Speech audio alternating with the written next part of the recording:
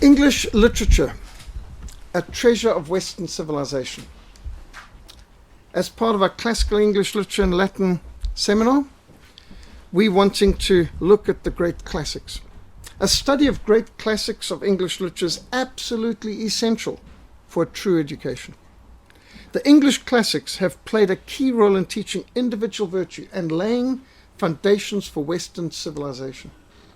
Reading the works of William Shakespeare, John Milton, Jane Austen, and Charles Dickens helps us exercise our mind and enrich our experiences. Great Christian literature enables us to recognize truths, appreciate beauty, and admire what is virtuous. The literary classics include drama that purges our minds with breathtaking intensity, heartbreaking pathos, and poetry that makes us hunger and thirst after virtue and courage. Good literature enables us to recognize what is truly beautiful and honorable. It helps us shape our character by teaching us to despise what is dishonorable, to love what is noble, and to aspire to higher standards in our own lives. In his 1950 Nobel Literature Award acceptance speech, William Faulkner described the primary duty of authors to remind men of the courage and honor and hope and pride and compassion and pity and sacrifice which have been the glory of our past.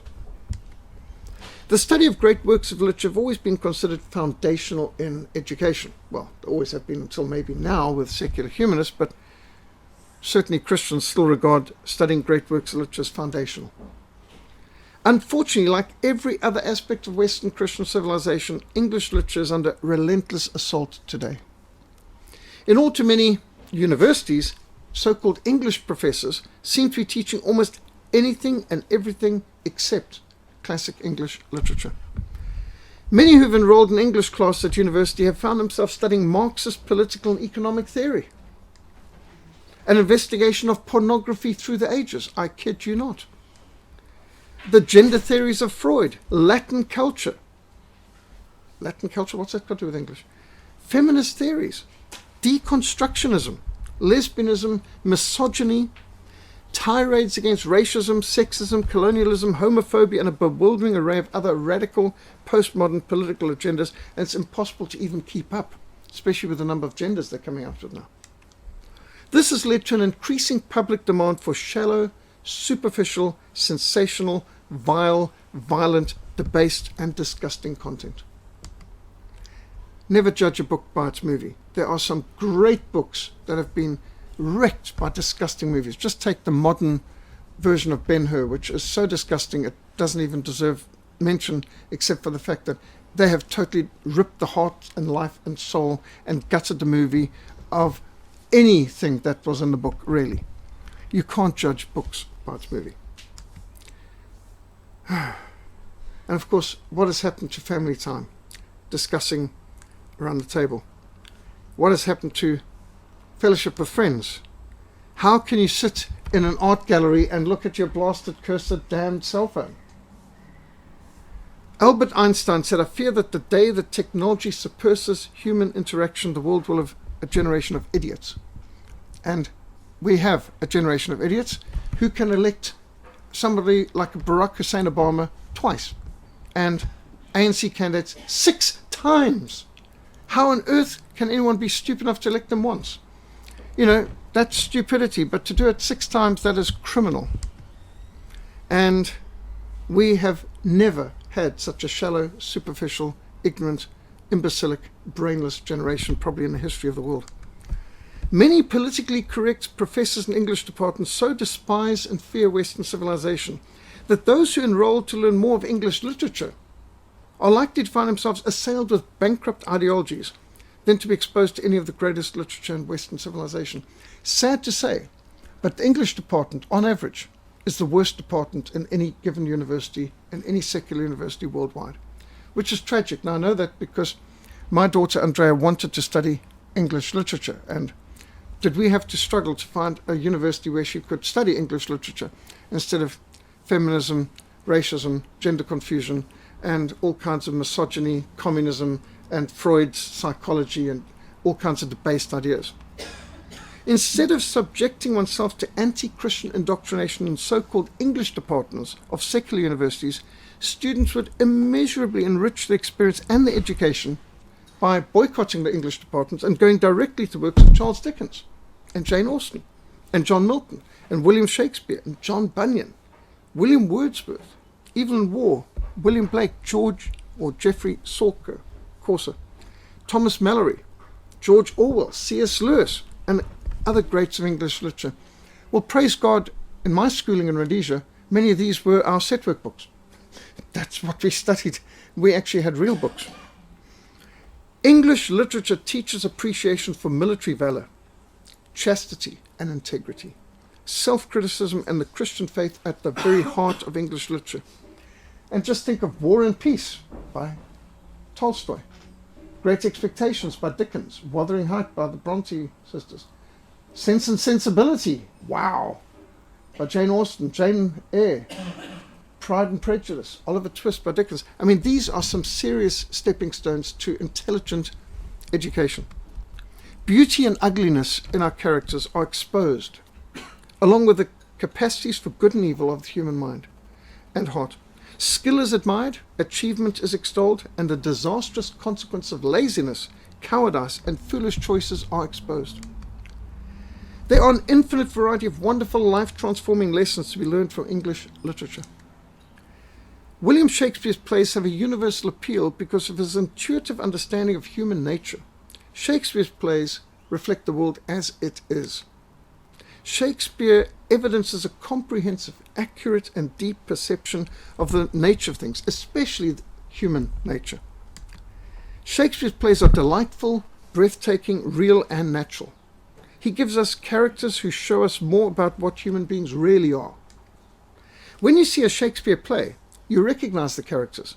You know them from your own experience, although his insights enable us to understand these characters better than we had ever understood them before. Hamlet is much more than a depressed and confused young man. He is self-conscious. He is sensitive to the moral failings of his elders.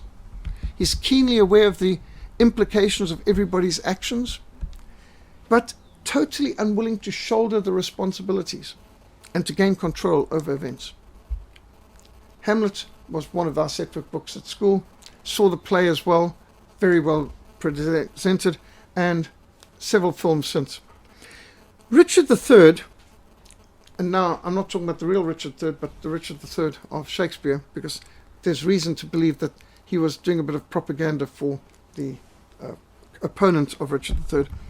Richard III is a wicked king who resents other people's happiness and plots to ruin them for his own advantage. He is really an outrageous villain whose schemes seem to succeed for a time, but then they unravel completely.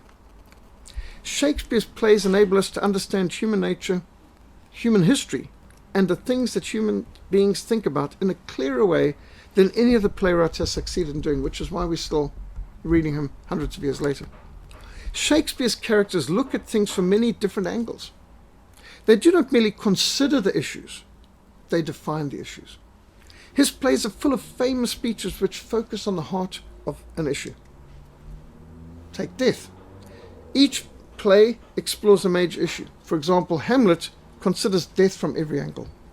Why do we long for death? Why do we fear death? What does it do to our bodies? What does it do to our souls? What do we know about death? It is a mystery. There are many ways that there are to die, and there are many reasons for dying. And in Hamlet, you see just about all of the options. Hamlet includes a girl who goes insane and kills herself. A rash young man who throws his life away in a duel over his sister's honor. A scheming courtier who's killed as he eavesdrops just behind the curtain. College friends who betray their schoolmate and conspire to kill him only to fall into their own trap. A fratricide, someone who could kill his own brother, racked by guilt, but he cannot bring himself to give up his brother's wife and his brother's kingdom, which he has stolen. Hamlet's famous to be or not to be speech and numerous poisonings, both purposeful poisonings and by accident, are also included in this extraordinary play. Consider Henry V. He considers every aspect of kingship and success. Small time, but in that small most greatly lived the Star of England. Fortune made his sword, by which the world's best garden he achieved. What is a king? What are the qualities that make for greatness? How many parts generosity, courage, leadership, and humility? How many parts ruthlessness? What are the costs? Are not even the heaviest costs worth these great achievements? The Merchant of Venice considers wealth. Every person and incident in the play seems to have something to do with money. Antonio, a merchant who has grown rich by risky ventures and trade. Shylock, a Jew who lives by lending money at interest and hoards the coins and jewels at home. Shylock's daughter, who elopes, taking large amounts of his wealth with her, wasting it like a prodigal. There are 2 marriages which are made, at least partly for money. Portia, an heiress whose father's will specifies that she be awarded to the man who guesses rightly among 3 treasure chests. What a frivolous basis for choosing a decent son-in-law. Bassanio, a charming young man with large debts, promising, handsome, spendthrift, disingenuous, meaning dishonest, careless, who dares to ask his friend from whom he's already borrowed money that he cannot pay back, for a large and very risky loan. There's a lawsuit over a defaulted loan in which the money lender claims the right to cut a pound of flesh. You've heard that term, I demand my pound of flesh. Well, he literally wanted to cut a pound of flesh from the merchant's chest who had defaulted in paying back his loan. The play includes much poetry concerning wealth and treasure, where it comes from. Where does the treasure go? What does it mean to men and women? And what does it mean to their relationships? Such themes are the bones and the muscles underneath the surface of the drama in Shakespeare's plays. Shakespeare was an expert in the common fundamental laws of human nature, and he plainly drew his plays from the actual structure of human experience. A lot of his plays are based on historical events. Shakespeare prods and he pokes at reality. He throws characters, events, and ideas together and makes them combine in every possible way. He shows that ambition tends to work differently in men and in women. He exposed the ugliness of human greed and lust and violence and envy and betrayal. Whereas today, these vices are glamorized and excused and popularized. Macbeth exposes what unbridled selfish ambition can do to a human being. Macbeth becomes progressively more paranoid and an isolated murderer. Lady Macbeth, who is all strength and confidence and resolve while she's provoking Macbeth to commit the initial murder against her husband and his brother. She cracks under the weight of the responsibility once the deed is done. The tyrant's crimes set in motion destructive forces that ultimately will overwhelm her. Othello is focused on lust and jealousy. Othello's ensign, Lago, envious of Othello's lieutenant Cassio, deceives Othello into murdering his faithful wife, Desdemona, by persuading Othello that she has been unfaithful with Cassio, which is a lie. The play revolves around the nature and effects of jealousy, the green-eyed monster which doth consume the meat it feeds on. Othello has also been seen as a clear warning against marrying temperamental men of other races. King Lear is a profound play set in the remote past of pre-Christian Britain. King Lear abdicated his kingdom in favour of his 2 daughters, Goneril and Leggan, who feed his appetite for affection with extravagant and insincere speeches, flattery. When they turn on him and reduce him to being a homeless wanderer in the wind and rain, he finds support from his 3rd daughter, Cordelia, whom he had disinherited because she failed to flatter him like her treacherous sisters. The tragedy of King Lear centers on being deceived by insincerity and the failure of the most basic natural relationship between parent and child. Now, here's some of the history and some of the events and how the plays panned out in the life and the times of William Shakespeare. Extraordinary, productive, prolific playwright. And where these plays took place.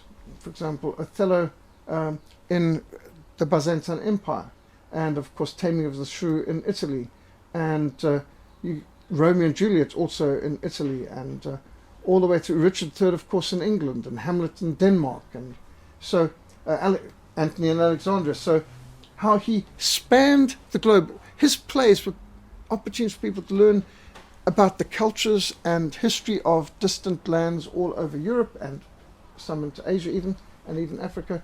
And his plays were intelligent education. Shakespeare's tragedies show that some choices are inherently destructive. It is no wonder that Shakespeare is so shunned and slandered by so many liberal professors. The last thing they'd want to teach is what Shakespeare's teaching. So no wonder they've got to do everything else. You might attend a class of Shakespeare up at the hill at Solomon on the Hillside, University of Cape Town, but they're unlikely to actually teach you anything of Shakespeare. Shakespeare repeatedly exposed the wickedness of fornication and adultery, the importance of premarital virginity, the shame of unfaithfulness, the foundational importance of Christian marriage, and obeying the laws of God. Shakespeare is buried and remembered at Westminster Abbey. I've been here. This is what they call Poets' Corner. How many countries honour their writers, and many of their writers very, very critical of the society too. And so Westminster Abbey is well worth visiting just for seeing the extraordinary, as they said, it's the treasure house of the nation in many ways, remembering some of the greatest minds, intellects, and of course, what's the first grave that you come across, the enter Westminster Abbey, Dr. David Livingstone. And extraordinary that Africa has pride of place at Westminster Abbey. John Milton, one of the greatest English poets, John Milton, was a dedicated evangelical Christian. Now, I went to Milton Junior School, Milton High School in Rhodesia, so Paradise Lost, Paradise Regained was part of our schooling. Milton was one of the most learned writers of literature. He studied 7 years at Cambridge University, and then he completed 6 more years of postgraduate study, becoming fluent in Latin, Greek, Hebrew, and Italian, not to mention English. He knew all the great literature in each of those languages, and he studied philosophy and theology, music, maths, history, and science. He traveled throughout Europe. He met some of the greatest minds of his time. During the English Civil War, Milton was a leader of the Puritan forces fighting for Parliament under Oliver Cromwell. John Milton served as Secretary for Foreign Tongues under General Oliver Cromwell, particularly having to translate his thoughts and communications to foreign governments because he was so proficient in so many foreign languages. John Milton wrote Paradise Lost and Paradise Regained. To Milton, the most important events in history were the events of the Bible. The central drama of human life was temptation. The highest form of heroism was patient resistance to temptation. Comus, a play written by Milton, centers around the temptation of the lady, a 15-year-old daughter of an earl. Comus exalts temperance and chastity as essential for our safety and our happiness. We fail by giving in to temptation, but we rise by resisting temptation. Despite personal tragedy in his own life, losing his sight by his mid-40s, being disgraced and impoverished by the restoration of the monarchy under Charles II, because he was one of the Puritan parliamentary leaders who resisted the tyranny of King Charles I, Milton epitomized the heroic ideal by patient endurance of affliction and unjust abuse. As he wrote, "Who best bear his mild yoke, they serve him best." Now, the yoke he had to bear was not mild, but he called it mild in the light of eternity. The opening lines of Paradise Lost declare, "Of man's first disobedience and the fruit of that forbidden tree, whose moral taste brought death into the world and all our woe, with loss of Eden till one greater man restore us and regain the blissful state." Milton's work shows how obedience to God can be heroic and liberating. He exposed the ultimate folly of giving in to temptation. Milton shows that disobedience, which begins by looking so attractive, is ultimately selfish, squalid, degrading, defiling, destructive, and doomed. Just as in Paradise Lost, where he focused on the fall of Adam and Eve, In Paradise Regained, Milton focused on Christ's great victory over temptation in the desert and his triumph over sin, Satan, death, hell, and the grave at the cross and at the empty tomb. Even when a key leader of the victorious parliamentary forces, John Milton championed the freedom of the press. It is a fact of history that freedom of speech and freedom of the press were not invented by liberal Enlightenment rationalists, but by the Puritan Christians of the English Protectorate. They were the first advocates of freedom of speech, freedom of conscience, freedom of worship, freedom of religion, freedom of the press, freedom of expression, and the arts and the sciences flourished under them. That's not the narrative that they want to give you in the average secular history, but that's the facts of history. Milton argued for a wide liberty to publish opinions, even erroneous opinions. When the Puritan Parliament was triumphant over all its enemies, and the new model army, the uncontested power of England, John Milton addressed the members of the House of Parliament in Britain, the House of Commons, to urge them to decide for free speech in the midst of your victories and successes, including free speech for the enemies. To Milton, truth is so important that you cannot afford to miss the opportunity to learn from some part of it, and may never see the light of day under some restrictive government censorship. So it's better for us to even be able to have falsehood, like the Quran. I'm not afraid of the Quran or Marxists' Das Kapital or the Book of Mormon. Let the full light of scrutiny run over it. There's no reason for us to ban that. Truth does not fear investigation. When they have to have laws to forbid you to investigate things like intelligent design, then you know what the hiding is lies, because truth doesn't fear investigation. I am never afraid of a debate with the other side. We have challenged Dr. Marge Dye of the Abortion Rights Action Group to pro-life debates. She doesn't want them. We try to get evolutionists to debate Dr. Duane Gish when he is here in 1990 and 91, and Dr. Philip Stott and other creation scientists. They won't do it. The evolutionists are afraid. They don't want to debate with the other side because they know the truth is not on their side. Anyone who thinks that the work of reformation is complete betrays that he's still very short of the whole truth. Censorship would hinder the work of truth seekers. So John Milton explained that it's our duty to sift through different opinions, to test them, to find what is right. All opinions, yea, errors learned, read and collated, are of main service and assistance towards the speedy attainment of what is truest. Even bad books may be useful to the truth seeker, to the discreet and judicious reader. Milton taught that even errors can be used to confute, to forewarn, and to illustrate. We live in a world where good and evil grow up together almost inseparably, the weeds and the wheat, because God wants human beings to be free. For God sure esteems the growth and completing of one virtuous person more than the restraint of 10 vicious. As a champion of freedom of religion, freedom of speech, freedom of worship, freedom of conscience, freedom of the press, and as an unparalleled poet, John Milton and his epics, Paradise Lost and Paradise Restored, testify against the dangers of society's exiling religious truth from the public marketplace of ideas. Never have people's freedoms been more secure than when Christian principles are reigning in the house of power. Jane Austen is widely recognized as one of the greatest English writers of all time. No other writer is so often compared with Shakespeare. She was innovative. Jane Austen has been described as the most perfect artist amongst women, the writer whose books are immortal, and the greatest female writer in English. Now, unfortunately, there's a lot of men who think Jane Austen's only for women, and that is just not true. Jane Austen needs to be read by men, for men to understand, because she understood both men and women and relationships so well and communicates so well. By the way, the Prince Regent, who was effectively ruling England while King George III was insane, asked her to write a romance novel.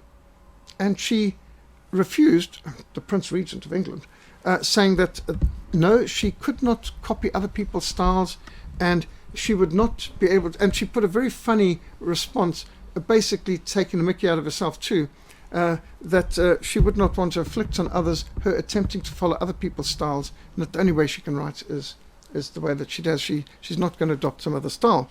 And her books were trendsetters. She was absolutely unique in her style. Despite the fact that Jane Austen spent her whole life financially dependent on her father and brothers, sharing a room with her sister Cassandra, writing her novels in the general sitting room, crowded out with every kind of interruption, she was brought up in a home with 6 brothers and 1 sister. So she's one of 8 children. In the rectory, the manse of her father was a pastor in the Church of England, but their home was also the local school. And so the house was endlessly full of people. She had to write amidst all the distractions, vast amounts of movement and activity coming all around. Jane Austen was a genius whose novels represent some of the most insightful commentaries on society and the most extraordinary understandings of human character. It is understandable why many politically correct radicals would want to distort or ignore Jane Austen's literary contributions, because Jane Austen is so obviously a conservative Christian whose novels celebrate marriage and patriarchal society. That is not what the English department wants to communicate. So if they've got to deal with Jane Austen, they mostly deconstruct, distort, or ignore her. These are some of the contemporary scenes illustrated when they had to put the color in after the printing, by the way, by hand. And these are some of the illustrations from Pride and Prejudice novels done in her lifetime. Jane Austen's novels encourage men to take charge. The male tendency to not take responsibility, to keep the options open, to not get involved, is what makes young men so dangerous. And so the villains in Jane Austen's novels are generally the men who don't stick around. The male tendency to avoid or weasel out of commitment creates havoc.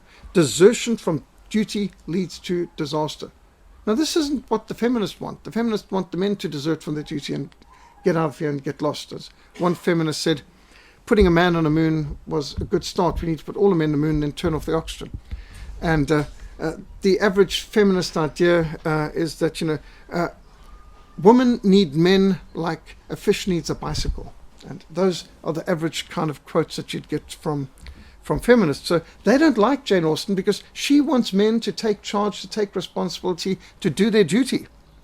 Jane Austen recognized the stubborn realities of male and female psychology.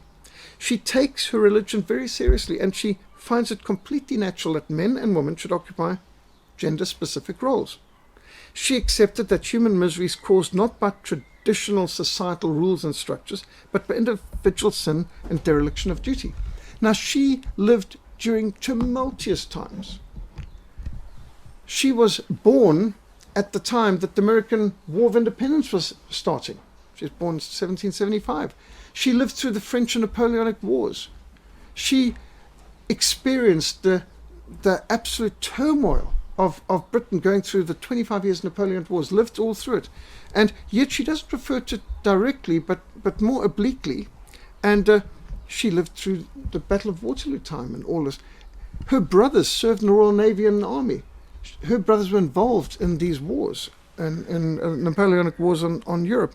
And her insights into what was going on and the absolute upheaval in British society that came during this time, losing the American colonies, at war with virtually all of Europe and with France. And yet she keeps her focus, even though she was well understanding all that was going on in the political realm. Her books aren't political. Her books aren't involved with the military, although soldiers come in and out of their lives, because she recognized the gender-specific role. She wasn't trying to deal with politics, even though she fully understood them, but the implications as it affected individuals comes out in her novels. Flying in the face of politically correct feminist rhetoric and egalitarian dogma, Jane Austen's novels portray the failure of female self-control on the one hand, and male abdication of their proper responsibilities on the other, as amongst the chief causes of people's unhappiness. Not the church, not tradition, not society. She sees the real problem coming from the heart of man and woman. Her novels celebrate old-fashioned marriage, in which women can be expected to be guided and protected by a husband, and to be responsible for the management of a household and the nurture of her children as her most intense sources of fulfillment. Jane Austen happily pokes fun at every kind of superficiality, pretense, and hypocrisy. Her novels are full of women who are too free with their tongues, such as the embarrassingly vulgar Mr. Bennet.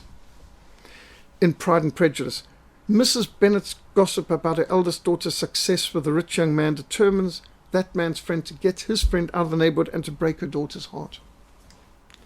Numerous female characters' habits of selfish whining makes their families miserable and cause untold suffering. Lydia Bennet in Pride and Prejudice so violates accepted social customs and good sense, she ends up dependent on relatives and friends needing to bribe her seducer to marry her. Lady Catherine de Bourgh in Pride and Prejudice is a rich widow, clearly spoiled by too much money. Elizabeth found that nothing was beneath this great lady's attention, which could furnish her with an occasion for dictating to others. Emma Woodhouse, though handsome, clever and rich, and only 21 years old, is spoiled, not only because of money and good looks, but because her affectionate, indulgent father is a hypochondriac, who does not seem to have the energy to give her the guidance and direction she so clearly needs. Emma is in some danger of ending up like an interfering bossy old dragon like Lady Catherine de Bourgh, as she amuses herself with matchmaking. Because Emma's blessed with more than what most young women could possibly want, more intelligence, more freedom, more money, more good looks, and without the needed constraints from her parents, she's always used to getting her own way and mercilessly interferes in other people's lives. Emma chooses to adopt Harriet Smith to manipulate rather than Jane Fairfax, who's Emma's own class, because Jane is just as intelligent as Emma and much more accomplished.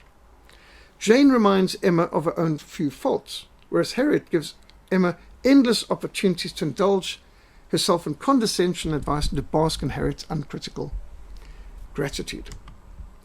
Emma falls to the temptation to enjoy Harriet's blind flattery rather than to make the effort to live up to a real friendship with a girl who is her equal. Laziness and pride almost destroy Emma.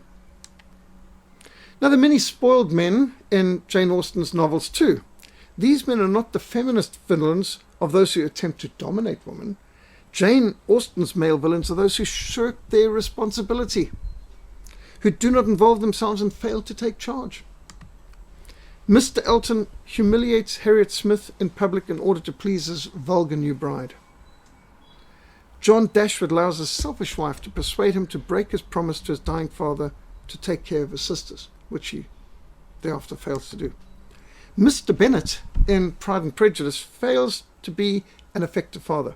He retreats into his library and his sardonic sense of humour to escape his ridiculous interfering wife and the daughters he lets run wild. And you get these insights from Jane Austen where Mr. Bennet, for example, was involved in a very short, sharp, emotional relationship and quick rush into marriage, and then, you marry in haste and you repent at leisure. And plainly, he and his wife were not on an intellectual or emotional plane. They were communicating past one another endlessly, and this is what is given again and again by Jane Austen, that a good marriage needs to be made by people who are emotionally, mentally equal. They're able to make one another better. They're able to stretch one another and that those relationships just based on good looks or on emotions are doomed to fail, as Mr. Bennet's plainly has, as you see it later down the line. Mr. Woodhouse is so weak that it doesn't even occur to him that he has a duty to guide his daughter Emma, who's ruining other people's lives with her matchmaking. And so these are just some of, this is one of the contemporary illustrations that you get in Pride and Prejudice. And you can see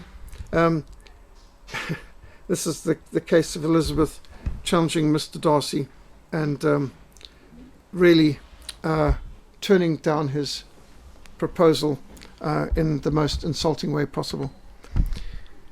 Sir Thomas Bertram of Mansfield Park is a strict parent, but he fails to adequately interfere to the extent of teaching his daughters the necessity of self-denial and humility. Most seriously allows his daughter Maria to marry a worthless man, whom he knows does not love her, just because he's reluctant to scrutinize her motives too closely. And so Jane Austen is very ruthless in exposing the failures of men to take responsibility. Jane Austen exposed the tendency of men who fail to take responsibility, and in each of her novels there's at least one man who pays a woman the kind of attention he should not, unless his intentions were serious, meaning courtship to marriage, which in these cases they were not. In Sense and Sensibility, Mariana Dashwood, seriously hurt by experiences in passionate Jean-Jacques Rousseau type naturalism, the noble savage. Jean-Jacques Rousseau was the philosopher whose concept of the noble savage led to the French Revolution, really.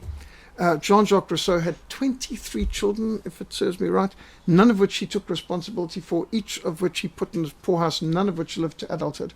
All of them died in these conditions. He said that no parent should bring up their own child. You must leave that for the state, because the worst thing you can do is have parents influencing their children. Rather let all children go to the workhouse, the poorhouse, and be brought up by the state. And Jean-Jacques Rousseau believed that civilized people, Christians, are the worst people, and the best people are the naked savages living in the jungle, eating their neighbors and having many wives and things like that. He thought that was the ideal, and it's Rousseauian views that led to the French Revolution. Voltaire and Rousseau were the two philosophers who most laid the foundation for the French Revolution, which Robespierre took to its logical conclusion. But it's Mariana Dashwood who finds refuge in religious principles and conventional standards and traditional family values. She marries with no sentiment superior to strong esteem and lively friendships, settling for much less than what she had once hoped for, but avoiding the extreme of passionate Rousseauian naturalism, which almost led her to catastrophe, which she would have regretted the rest of her life. However, having seen where her blindness to the cold, hard facts of human nature had almost taken her, she recognized how much worse her plight could have been, and such as in the case of the already seduced, pregnant, and abandoned other girl who was in love with her almost lover. And so there's a lot of cautionary tales here. These are places where Jane Austen actually stayed. And there have been some good film adaptations that serve as a nice introduction to the stories. In this case, Pride and Prejudice, Sense and Sensibility. Jane Austen said there are people who, the more you do for them, the less they will do for themselves. This is not something that socialism once said, because the socialists who dominate our university campuses really believe that you've got to do for other people what they could do for themselves. If a book is well written, I always find it too short, says Jane Austen. That's a good principle there. Some of our books today are far, far, far too big, and I've always thought it's better to have books that get to the point. She does not put huge amounts of detail describing room and atmosphere unless it's critical to the story. The Bronte sisters put massive amounts of detail of the furnishings, the curtains, the atmosphere, the weather, but Jane Austen went in a totally different way. She focused on the relationships and the people, not on the settings. Here's some of Jane Austen's quotes. "It is often nothing but our vanity that deceives us. There is no charm equal to tenderness of heart. I would rather have been merry than wise. You have bewitched me, body and soul." That's from what Mr. Darcy says to Elizabeth Bennet. "A girl likes to be crossed in love a little now and then," in Pride and Prejudice. "When fall in love, it will be forever. We're all fools in love." And then, "A book is well written, I always find it too short. It's not what we say or think that defines us, it's what we do. Pictures of perfection make me sick and wicked. A girl, you have bewitched me, body and soul." Right, that's Mr. Darcy. Have I got all my way through these quotes? Sense and Sensibility. Notice what's on the cover. A picture of the church where her father was minister. Pride and Prejudice. A peacock. Very appropriate. And Northanger Abbey, which, by the way, was her first novel, but it didn't get printed till much later. In fact, some of her books only got printed after her death. And there have been some magnificent films made trying to be true to the text. In fact, there's a lot of films, some of which are Indian films even, as they call it. Bollywood has even taken to Jane Austen. Amazing how popular Jane Austen is in Asia.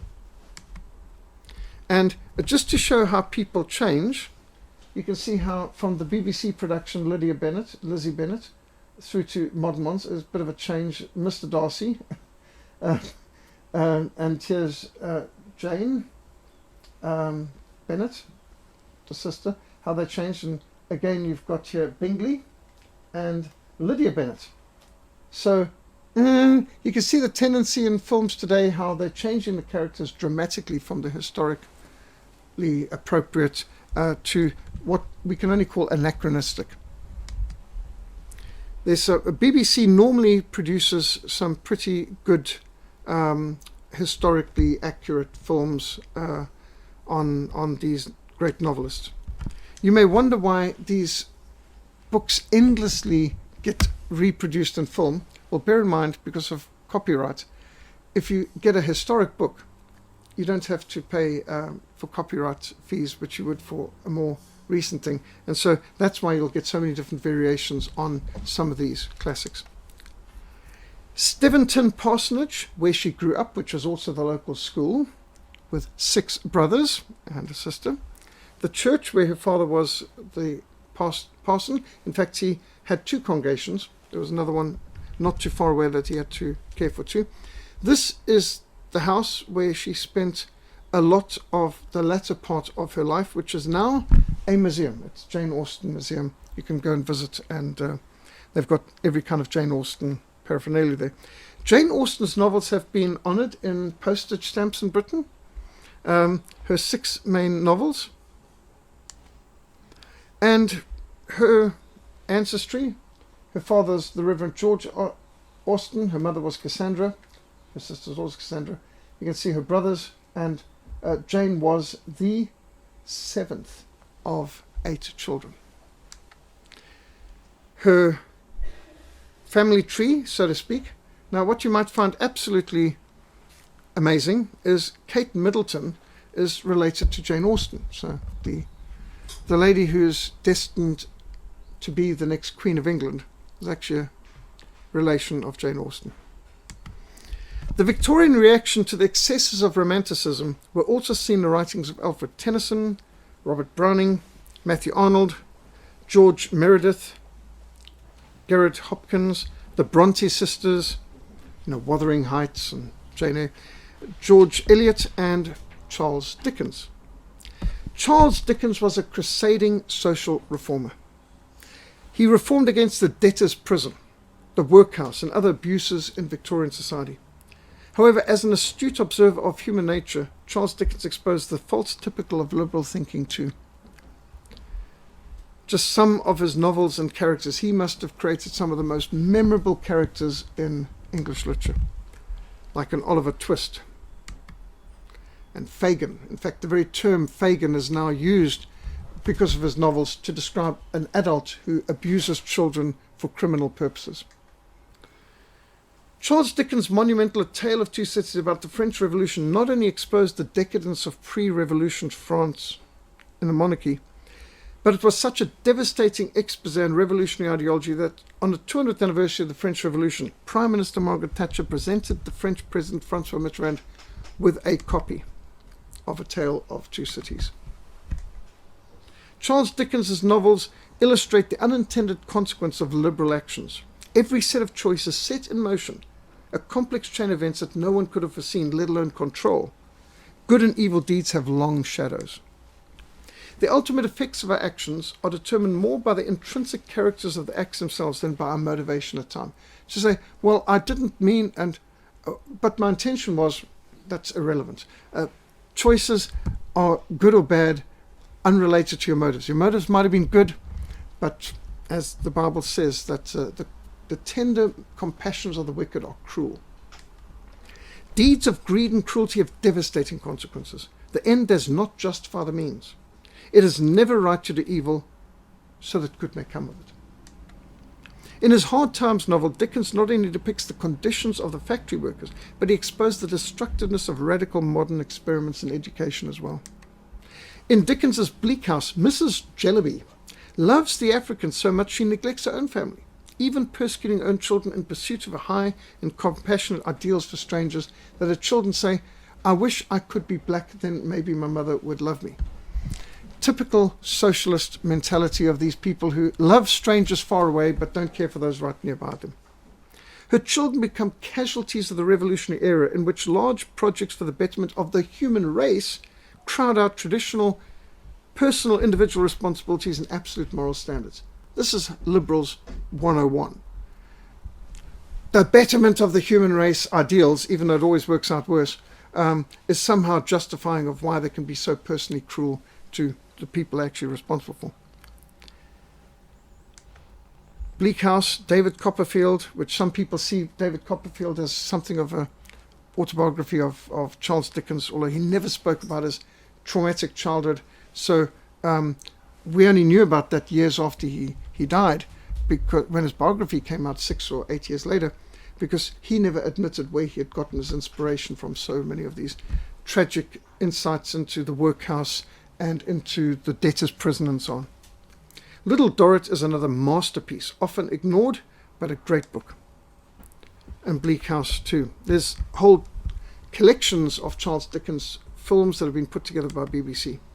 Evil in War points out that art, the only aim of which is to annoy and upset its audience, is not really art at all. And I'm afraid a lot of what today is called art falls in that category. People have got zero talent and they think that throwing paint and making a mess and putting some rotting meat out there that's meant to be an art, and people say, oh, you know, how innovative. And so, no, that's not art at all.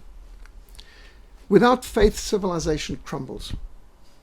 War observes that without the Christian faith, human beings are disgustingly selfish and shallow. The great advantage of Christianity is hostility to selfishness. The loss of the Christian faith means death for Western civilization. This may explain why so many politically correct English professors today have stopped teaching English literature. But instead of admitting they're not teaching English literature and offering a course in nihilism or feminist misogyny and gender confusion, they want to keep their jobs, so they say they're English professors when they're nothing of the sort.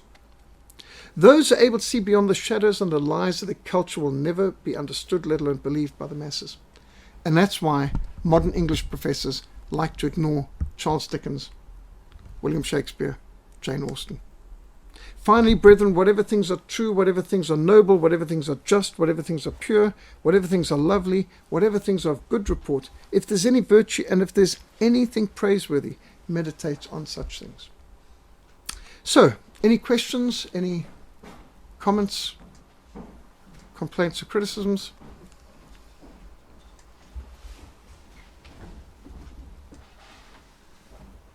Yes, what would be John. the first, if someone wanted to read Charles Dickens, what would be the first one you recommend of his works? Oliver Twist was the first he wrote, or got published. And so I think Oliver Twist would be a great beginning.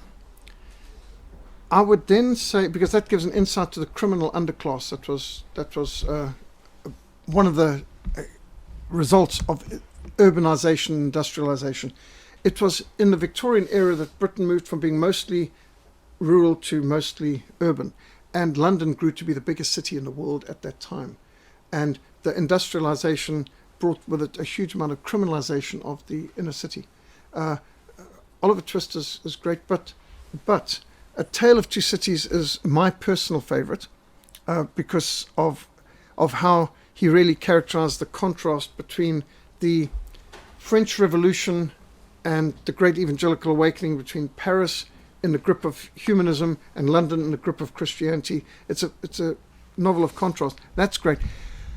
I personally really also enjoyed Bleak House and Little Dorrit, although they're not normally mentioned as his favorites. But I must say he really was a winner. He time and again hit the ball right out of the park. Just outstanding. Yes, so probably Oliver Twist and Tale of Two Cities would be the good beginnings. Bleak House and Little Dorrit are slow to get into, but he's laying the foundations, which makes it so much more extraordinary later. By the way, those who say they have little time for reading these great books, but if you travel a lot, you've got other options. There are audiobooks on all of these. And the audiobooks, they might be 8 to 11 hours, but if you're doing a lot of traveling, you can go through, and it's very gripping. And I've many times gone through Oliver Twist, Tale of Two Cities, Pilgrim's Progress, and so on audiobooks. And you can, if you're busy ironing, cleaning, filing, sorting out things, you can have these audiobooks open. We've got audiobooks in our library, but then some of them are just freely available. Interestingly enough, on YouTube, even though there's no visuals, but it's some on video channel, but you've got the audiobooks. So you can actually get a lot of classic audiobooks on general, what do you call it? It's in the public domain. Again, because it's past the, there's no copyright, as it's over 50 years.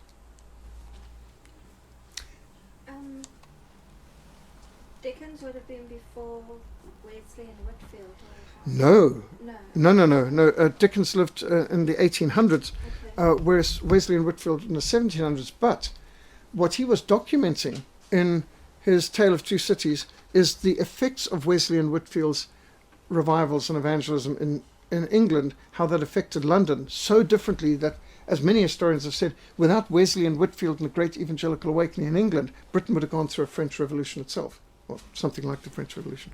So the difference was France, the church was rotted because they kicked all the Protestants out when in 1685 with the Revocation Edict of Nantes, the Sun King Louis XIV.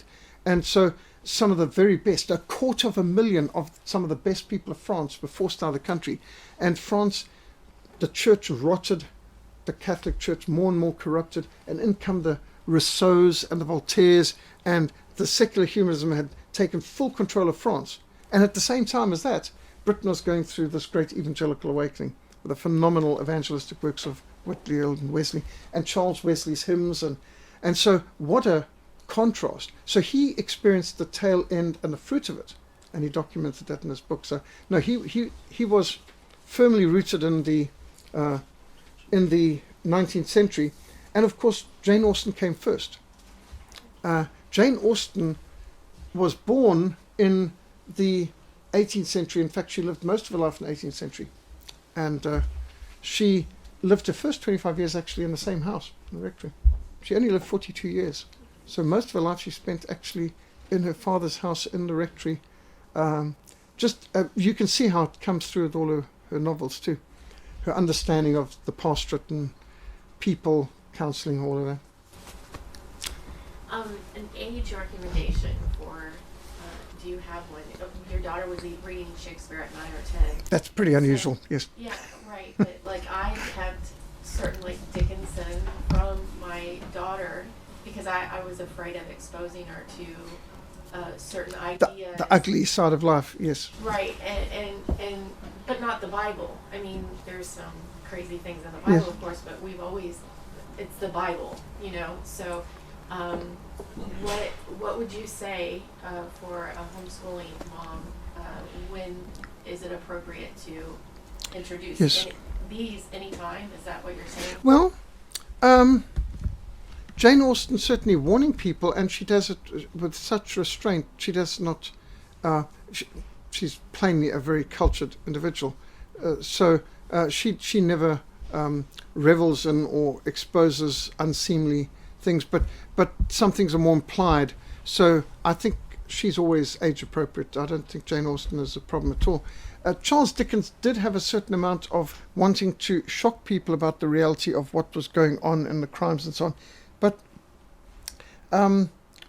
he does it with warmth and with humor, and he's always doing it with a story where you're gripped by the human characters. And this is so extraordinary about Charles Dickens. He was a social crusader, but instead of just coming straight out and telling the people, this is wrong and this needs to change, on, he, through the story, gets so gripped in the story that when you've gone through with Little Dorrit, you've gone through the whole tragedies of Bleak House and so on, and Elizabeth Somerville, you you come to the conclusions on your own without him having to actually tell you what the message is. You come to that yourself. So I don't think any of them are exploitative or need age restrictions, but when would they appreciate it?